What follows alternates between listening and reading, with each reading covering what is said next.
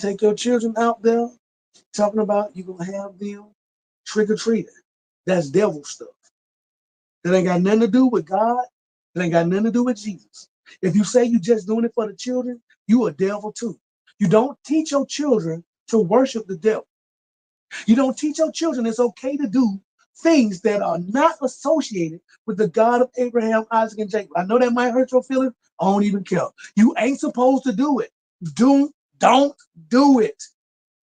Don't go break God's commandments and then think you're going to be nice to you. Don't go do things that's contrary to God and think you're going to spare your life. All right, let me get back to what I was saying. Okay, so in verse 4, Revelation chapter 13, verse 4, we find that the dragon gives this beast his power, his seat, and great authority. All right, so listen. Let me give it to you. Verse 7, and it was given unto him to make war with the saints and to overcome them. And power was given him over all kindreds and tongues and nations. So what group of people went out to conquer? That's all you got to do is go back in history and follow the timeline. Let me go ahead and give it to you. Drop down to verse 10. Verse 9.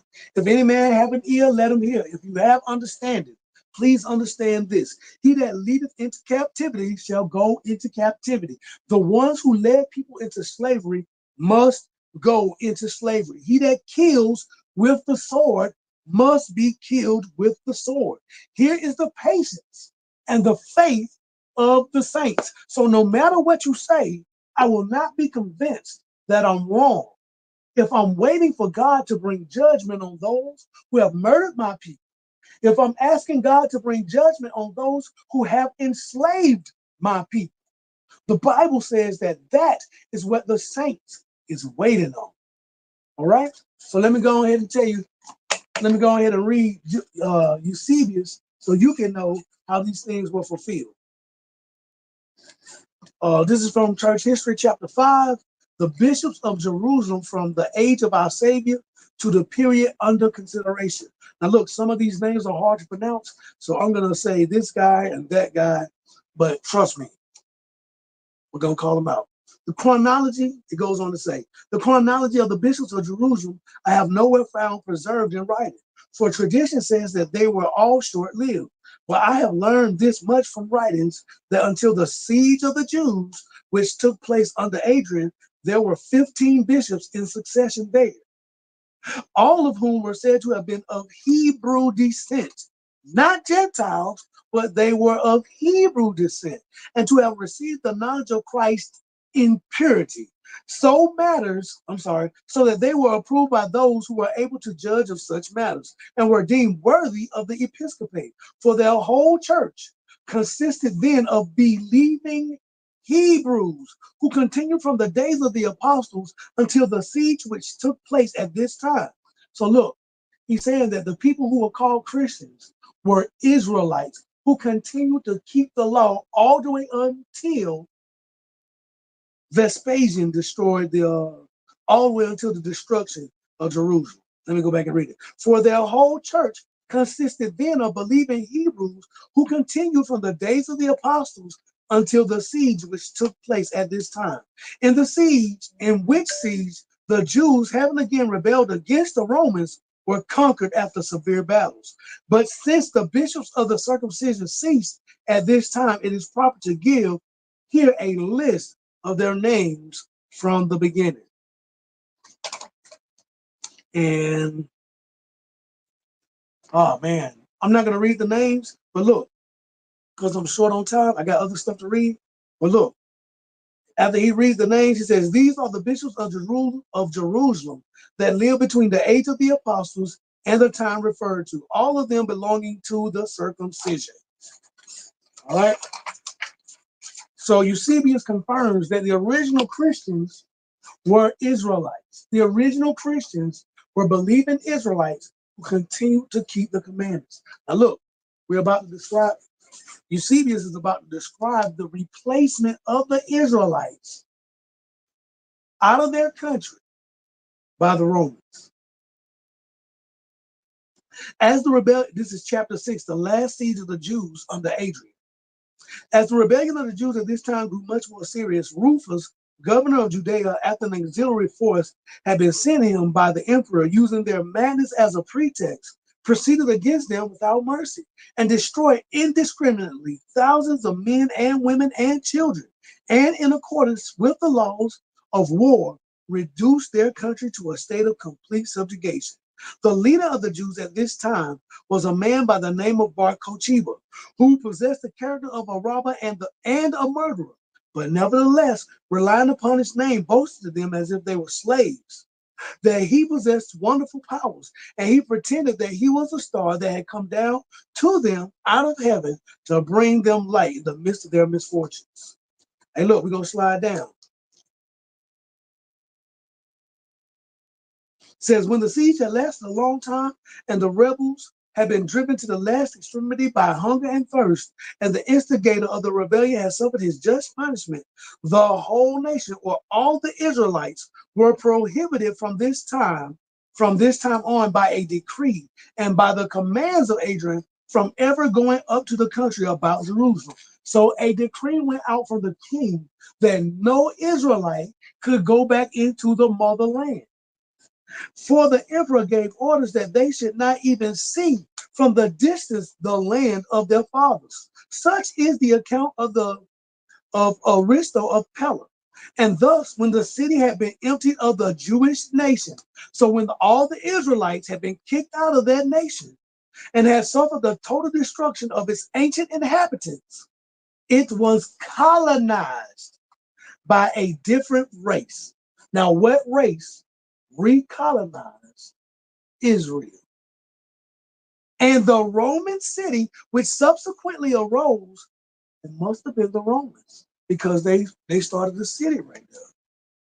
Subsequently arose was Alalia, in honor of Emperor Aurelius Adrian. And as the church there was now composed of Gentiles, listen, the church is no longer an Israelite organization. It is now a Gentile organization, because they have killed all the Israelites and ran them all out of Jerusalem. And as the church was now composed of Gentiles, the first one to assume the government of it after the bishops of the circumcision was Marcus. So out of their own mouth, their own admission, the Romans came through, killed all the Israelites indiscriminately, ran them out of their town, ran them out of their nation, and set up shop. Yo, they started the religion of Christianity, and they started the religion of Judaism. It could not have been Israelites having a Sanhedrin council there, because just like what's that one name? Eusebius said, there were no Israelites there. Now, what I'm finna do now I'm finna read you some white history facts and some black history facts. First thing I want to do, I want to introduce you and let you know that white people have always known that the Israelites, the children of Israel, are black people. They've always known, you just don't know. Now, I'm going to read to you from some old books today. The first book I'm going to read to you is A New Voyage. This is pages from a book called A New Voyage to Italy, with curious observations on several other countries, as Germany, Switzerland, Savoy, Geneva, Flanders, and Holland. All right, this book was printed in 1839. Look at that. You see it? We're going to pick it up and we're going to read page 139. It says, I know not why this should be reckoned wonderful. For those, I'm sorry, the book was written by, what's this man's name? I'm sorry, can't find his name. Printed for J and J Bonnewick, C. Rivington, and S. Burke. All right. He says, I know not why this should be reckoned wonderful, for those who are to be baptized are to be carefully washed and cleansed, that they must needs be become sweet, though they really stunk before. But 'tis ridiculous to imagine that the Jews, as being Jews, have a peculiar smell. In other words, don't be stupid. Israelites don't stink just because they're Israelites. The Jews at Rome are very poor. Those who are poor are always nasty, and those who are nasty usually stink. So he said the ones there, they poor, and they don't have the ability to keep themselves clean because they're in poverty. And that's the mystery. It is also vulgar, tis also a vulgar error that the Jews are all black, for this is only true that the Jew, man, why I can't read, y'all excuse me. Let me try it again. Tis also a vulgar error that the Jews are all black, for this is only true of the Portuguese Jews, who marrying always among one another beget children like themselves, and consequently the swarthiness or the blackness of their complexion is entailed upon their whole race, even in the northern regions. But the Jews who are originally of Germany, or in other words, who are of German stock, those, for example, I have seen at Prague, are not blacker than the rest of their countrymen. Why? Because they are Germans, and Germans are not black, but Israelites are. And look, this next book I'm reading to you is called The Critical Review of the Angels of Literature, Volume 57. It was written by a man named Thomas Follett, 1756. Let me see. All right. It says, the discovery of the Gold Coast served indeed yet more to enlarge the sphere of the navigation of the Portuguese than their slave trade, but it forced them also to extend themselves on the coast and to settle colonies in Congo, Angola, and other places, which they had till then neglected. Prince Henry's colonies were enlarged by his successors. King John II in 1492 expelled all the Jews to the island of St. Thomas, which had been discovered in 1471, and to other Portuguese settlements on the continent of Africa. And from these banished Jews, the Black Portuguese, as they are called, and the Jews in Loango, we're about to talk about Loango, who are despised as they are called, the Jews, who are despised even by the very Negroes they are descended from. By these colonies, St. Thomas soon became a considerable place of trade and valuable for its sugar plantations. So King John sent over 2,000 Black Jews to the island of St. Thomas, and there they started sugar plantations. 30 years after their settlement, not less than 156,000 pounds each of sugar were exported from that place. And the engines of sugar works turned by slaves. I'm sorry, this is difficult to read. These Negroes were purchased in Guinea, Congo, and Manicongo, and the colonists had plantations furnished with from 150 to 3,000 Negro slaves. So look, the Portuguese have had sugar plantations in Africa and all over the world furnished by Israelite slaves since the 1400s. Listen, they know that the Israelites are Black people. They know and have always known. Listen, this is from a book called a book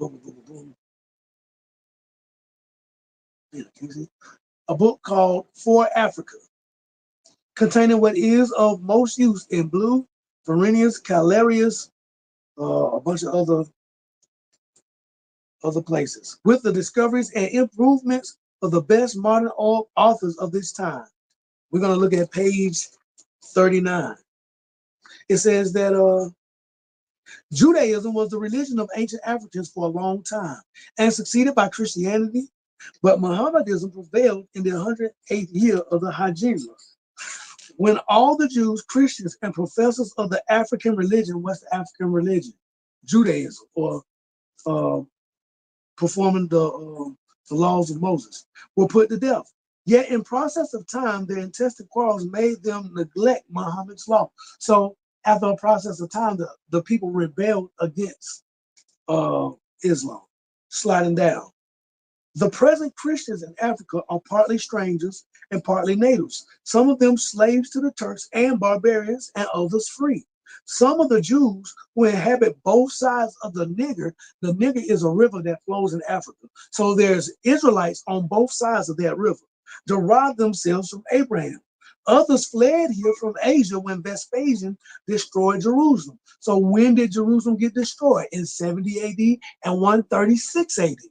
He's saying that those black Israelites ran all the way from Judea to the west coast of Africa, or from Judea when it was Mr. Hill, when it was wasted by the Romans, the Persian, the Saracens, and the Christians. Some were banished from Italy in 1342. So Israelites, the black ones, lived in Italy, and they got kicked out of Italy in 1342. They got kicked out of Spain in 1462, and from the Low Countries in 1350. These are all black people getting kicked out of white countries. From France in 1403 and from England in 1422. These all differ in habit. He's saying all these different migrations of Israelites, everybody got different styles of living. These all differ in habits and are divided in several wealthy and numerous tribes, but have no dominion. And I'm going to leave it right there. Next Black History fact comes from the Universal Jewish Encyclopedia by Isaac Landman. This is from 1942. You can look it up. Negro Jews, a general designation applied to all those of Negro or part Negro blood. How you going to be part Negro blood? Anyway, keeping it going. Who possess the Jewish faith? The term is often commonly used to include philosophers who, however, according to Faithevich, were of non-African origin. Here we go. In West Africa, on the Loango coast, the investigator Adolf Bastian found the Judeos who called themselves Muvambo professing Judaism. They were strictly observing the Sabbath. Loango is now from the Portuguese island of Sao Tome or St. Thomas. That was the same island. Prince John or King, was it King John? What boy name? Whatever that boy name was, when he put them 2,000 slaves, them 2,000 children on the island for the sugar plantation. That's the same place. To which in 1493, oh, well, I'm reading it right here, 2,000 forcibly baptized Jewish children were brought. This suggested to investigators a possible origin of the Judeos off the coast in Madagascar. So Madagascar was peopled by Black Jews. A Negro sect calling themselves Zaphe Ephraim, or the descendants of Abraham, though seemingly not otherwise distinguished from the surrounding natives, claim to be Jews. So they black, just like everybody else in the country, but they Israelites and they keeping the commandments. Like you should do. You should be keeping the commandments. Another Black History fact. Let me bring this one up out of the I don't never have enough time. Oh, don't it? This one right here is from the International Standard Bible Encyclopedia. Okay, it was printed in 1939. The definition for ruddy, I done read it to you before. It means to blush. Ruddy is the form taken by the adjective red when used as a term of praise of the human skin, and this is its use in the Bible. The Hebrew and Greek words are all usual words for red. The dark-skinned Hebrews found great beauty in a clear complexion. In other words, the dark-skinned Hebrews like a red bone. Don't we like red bones to this day? Man, whoo!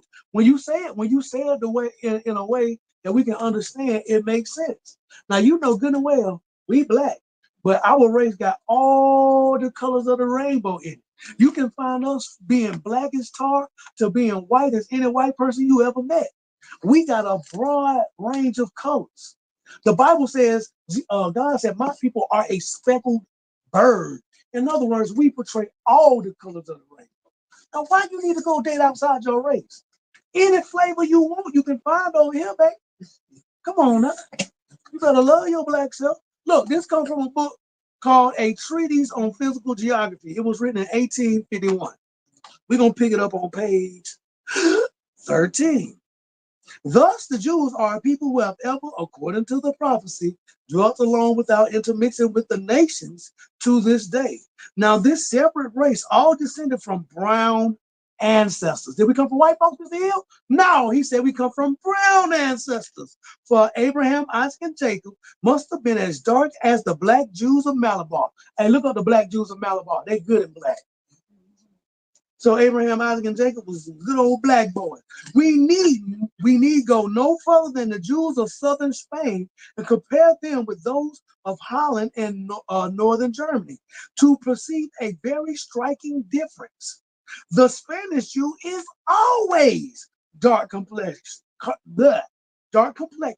and his hair is uniformly black, while the German Jew, who is a European, is often as fair, when they say fair, they mean white, as any German, and his light red and has light or red hair with blue eyes. Hey, look, nothing with white skin, blue eyes, and red hair is coming out of Africa. The only place that thing is coming out of is Europe. You understand? You don't see no Negroes coming out of Europe. Negroes come out of Africa.